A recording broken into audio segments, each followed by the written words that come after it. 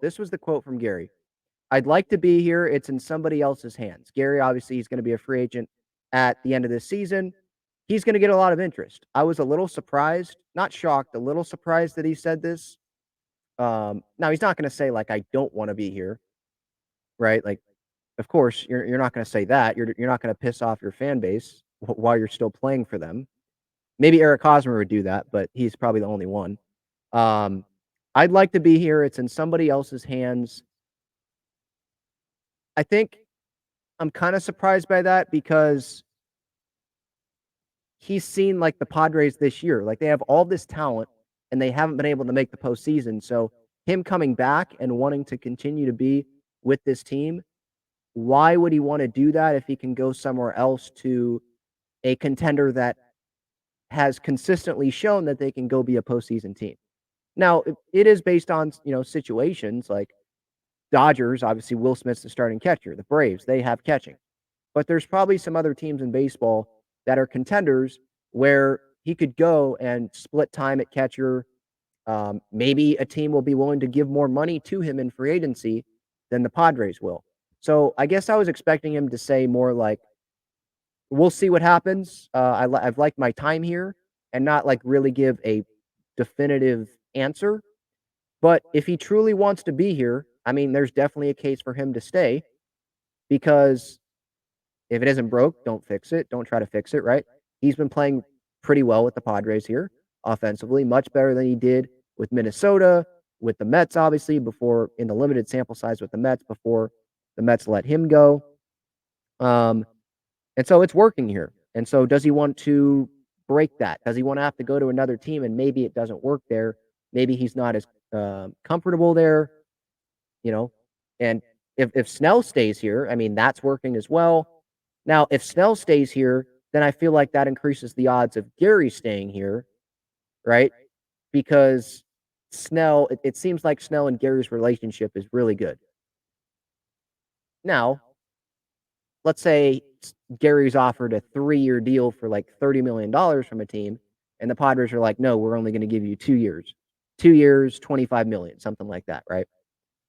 Then he's probably going to be like, sorry, Snell, I'm going to go to this team. They've just given me millions of dollars more than the Padres have.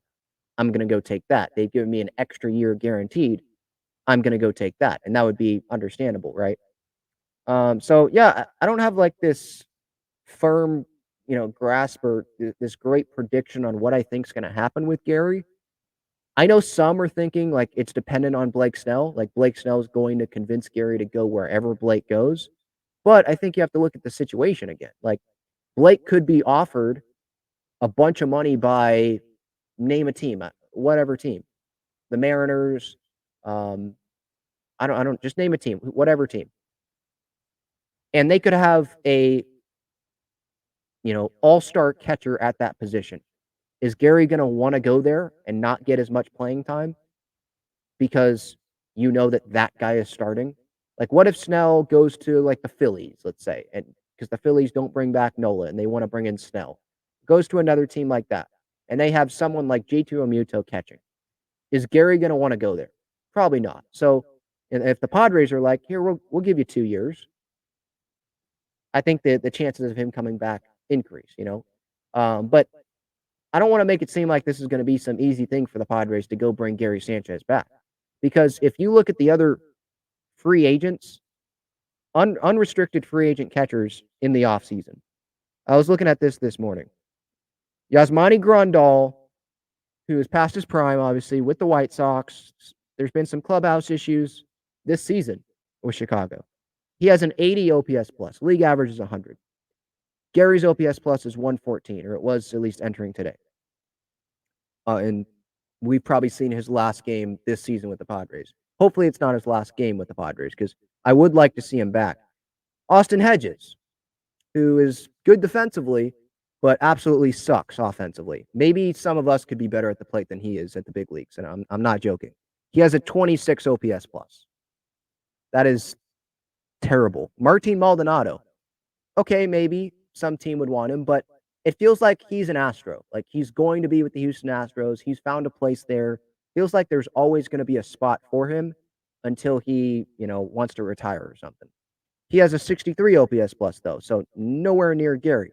Mitch Garver is the only other like significant guy there who would be competition for Gary to get like the most money or be the most attractable in free agency. Garver has a 150 OPS plus, and I believe he's been sharing playing time with the Texas Rangers, former Minnesota Twin. So it's between Garver and Sanchez. Maybe Sanchez goes somewhere and the Padres bring in Mitch Garver.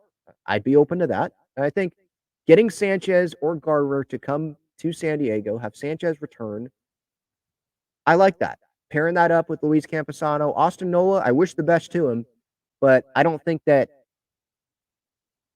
he is going to be that solution. Like, that's going to be an acceptable solution if Gary ends up leaving. No, the Padres just say, no, we'll just have Austin Nola be one of the catchers on the roster again. I think Austin Nola's time getting consistent time at the big league level with the Padres, I think that's ran out. It's ran its course. Sure, he's dealt with issues this year for sure. And that sucks to see. It sucked to read over the weekend some of the stuff that he's had to deal with, right? But if he didn't have those problems, I don't think he's going to, be anywhere near the level of Gary Sanchez offensively. He's not going to be anywhere near, I don't think, Luis Camposano, what he has shown this year behind the plate. And I shouldn't say behind the plate, offensively. Because Nola, he's pretty good behind the plate. Doesn't have a great arm, right? Doesn't throw anyone out, but he has the respect of the pitchers and he knows what he's doing back there. But offensively, can't compare him with Campy and with Gary. And the Padres, they need as much offense as they can get. And so, especially from like the catching position when it's more known as an offensive position now. I want Gary back, or bring in Mitch Garver, have Campy and someone else that is a much better offensive catcher be with Campy there as that catching duo. That would make me feel much better going into next year than saying it's going to be Brett Sullivan or Austin Nola, having those guys be the other catcher on the roster with Campy. Now, there could be a bright side to that because Campy could play more frequently because those guys aren't going to be playing over Campy. But what if Campy gets hurt? Then what the heck happens? You know? So we'll see what happens. But yeah, Gary says, I'd like to be here, but it's in somebody else's hands. Snell has said he wants to be here. Hader has said he wants to be here. I think Waka has said in the past he wants to be here. Lugo, I mean, he's had success here, so he's probably open to staying if he gets a better contract because he's not coming back on that player option unless he gets hurt at the end of the season, right? I wouldn't think. He'll probably get a multi-year deal. So all these guys say they want to be here, but for me, my first reaction to that is, well, duh, what are they going to say? They're going to say, no, I don't want to be here. I hate this place. I hate San Diego. I want to go live in, I don't know, name some, I want to go live in Kansas City. No disrespect to Kansas City, or maybe I am disrespecting it, but come on, I think we can all agree, players would rather live in San Diego, right? So of course they're going to say, yeah, I like it here. And even if they didn't, they're not going to say, no, I hate this. I hate this dump. Because then they get absolutely bashed by the fan base while they're here. That's something you say maybe in a reflective interview, 3-4 years down the road.